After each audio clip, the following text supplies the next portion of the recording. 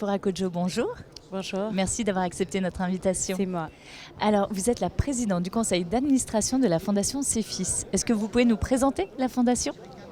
Oui, alors CEFIS est une organisation qui, depuis 2009, existe en Côte d'Ivoire. Nous travaillons aujourd'hui au Sénégal, au Togo, au Burkina Faso, en Mauritanie. Alors, nous sommes très axés sur un secteur spécifique, à savoir le secteur féminin. En Côte d'Ivoire, on travaille à l'accélération des PME qui sont dirigées par des femmes. Aujourd'hui, c'est environ 200 PME qu'on a accélérées et avec lesquelles on travaille. Quels sont vos enjeux pour ces PME dirigées par les femmes ? Qu'est-ce que vous souhaitez pour elles ? Oui, alors le grand défi chez nous en Afrique, il faut dire, c'est le potentiel de croissance et les mécanismes qui accompagnent le développement et les performances des PME dirigées par les femmes. Vous voyez, vous avez toute la partie idéation, vous avez toute la partie renforcement aussi de capacité, la partie accès, donc accélération de ces femmes-là et l'accès au financement. Alors nous avons réussi à nous mettre sur ces trois échelles. Nous faisons de la formation entrepreneuriale, mais aussi le développement personnel. Du leadership, les soft skills, etc. Nous travaillons avec les femmes entrepreneurs sur leur accès donc, aux opportunités, accès au réseau de distribution, formalisation des entreprises et maintenant l'accès au financement. Nous avons débloqué une ligne de crédit avec la banque Ecobank en Côte d'Ivoire et au Sénégal.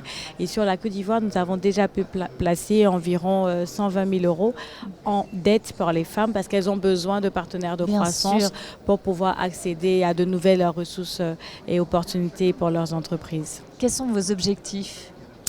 Alors aujourd'hui, on est en train de regarder dans le sens de la structuration des unités de production. Parce qu'on voit qu'environ plus de 60% des PME qu'on accompagne sont portés vers un secteur agro. Et quand on regarde le potentiel aussi que nous avons dans nos pays africains en termes de matières premières, etc., surtout dans le secteur de l'agroalimentaire, il y a une forte demande, il y a un besoin de structurer au maximum et d'accompagner beaucoup mieux les femmes qui se lancent dans ces secteurs-là.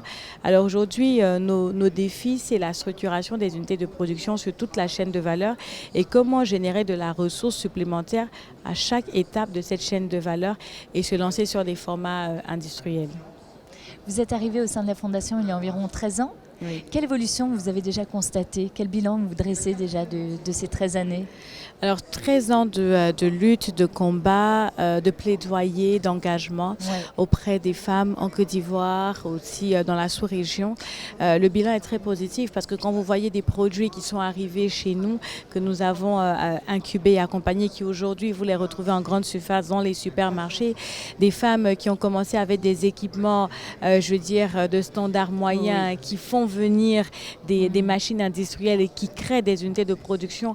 À ce niveau-là, vous pouvez vous dire qu'il y a quelque chose de positif qui est en train de se créer parce que derrière, ce n'est pas que la performance de l'entreprise, ce sont les opportunités en matière de création de richesses pour le pays, mais aussi de création d'emplois pour d'autres jeunes et d'autres femmes. Oui. Qu'est-ce que ça représente à vos yeux, cet engagement ? Alors pour moi, je crois que mon engagement représente aujourd'hui des opportunités pour le secteur privé, je vais dire. Parce que tout à l'heure, j'en parlais avec une des collègues de BPI. Je disais, il est difficile de savoir quelle est la participation, la représentativité des femmes dans le secteur privé, mais qu'est-ce qu'elles apportent, quel est leur rôle, comment elles dynamisent ce secteur-là. Je crois que c'est une opportunité aujourd'hui de regarder dans le sens du développement en se disant que les femmes ont un rôle à jouer, mais les femmes sont déjà actrices et que si on les accompagne mieux, elles peuvent évidemment pousser et accélérer le développement dont on parle et dont on rêve tous. Oui. Un message à partager aujourd'hui ? Oui, alors mon message serait d'avoir un regard particulier quand on parle de secteur privé sur la contribution des femmes, sur la participation des femmes entrepreneurs et à tous les niveaux. Que ce soit des femmes qui soient en phase d'idéation ou des femmes qui sont en phase d'amorçage ou des femmes qui sont en phase d'accélération ou des femmes qui sont en phase d'extension, il y a des priorités, des besoins. Et accompagner ces femmes derrière, c'est ouvrir la porte à de l'emploi, c'est ouvrir la porte à un chiffre d'affaires qui peut être très représentatif même pour nos pays. Après, en Côte d'Ivoire, il y a beaucoup de produits qui peuvent être innovants, qui sont portés par les femmes et qui peuvent s'exporter sur le plan régional et international, toujours au profit de nos communautés. Merci beaucoup. Je vous remercie, c'est moi.